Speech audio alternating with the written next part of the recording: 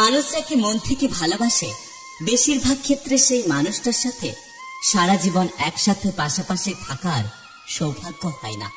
পুরানো মেসেজগুলো আমাদের ভাবায় মানুষ এত তাড়াতাড়ি কিভাবে বদলে যায়।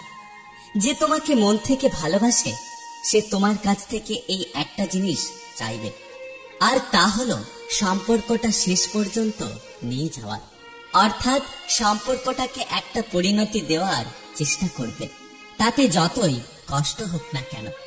অনুভূতি, ভালোবাসা, মায়া এগুলো যত কম প্রকাশ করবেন মানুষ আঘাত করার সুযোগ ততই কম পাবে। কাউকে হারানোর ভয়টা তারাই পায় সত্যি সত্যি যারা কাউকে মন থেকে ভালোবাসে। যেখানে আবেগ শেষ হয় সেখান থেকে শুরু হয় জীবনের আসল মানে।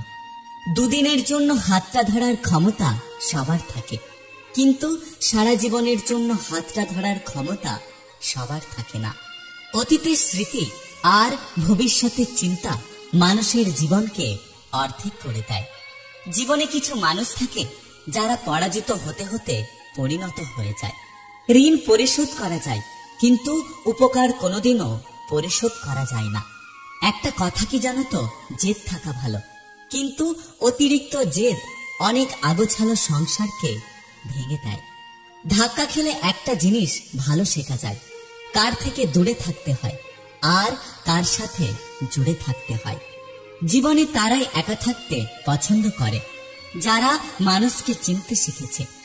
এখনকার দিনে তুমি চুপ থাকলে তার মানে তুমি দুর্বল, আর যদি তুমি প্রতিবাদ করো তাহলে তুমি বেয়াদব। এটাই আমাদের বর্তমান সমাজের অবস্থা।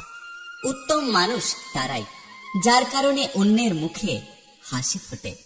এক অক্ষরে শ্রেষ্ঠ শব্দ মা, 2 অক্ষরে শ্রেষ্ঠ শব্দ বাবা, 3 অক্ষরে শ্রেষ্ঠ শব্দ বিবেক, 4 অক্ষরে শ্রেষ্ঠ শব্দ ভালোবাসা।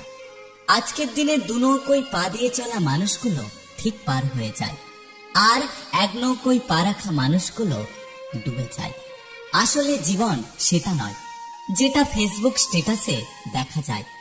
রিয়েল লাইফের রিয়ালিটি কখনো ফেসবুকে আপলোড হয় না। শারীরিক চাহিদা মেটানোর জন্য মানুষের অভাব নেই, কিন্তু একটা পবিত্র সম্পর্ক টিকিয়ে রাখার জন্য যোগ্য মানুষের অনেক অভাব। অভাব, সময় আর পরিস্থিতি জীবনের সবথেকে বড় শিক্ষক। অভাব বুঝিয়ে দেয় প্রয়োজনীয়তা, সময় বুঝিয়ে দেয় তোমার অবস্থান, আর পরিস্থিতি শিখিয়ে দেয় তোমার দুর্বলতা।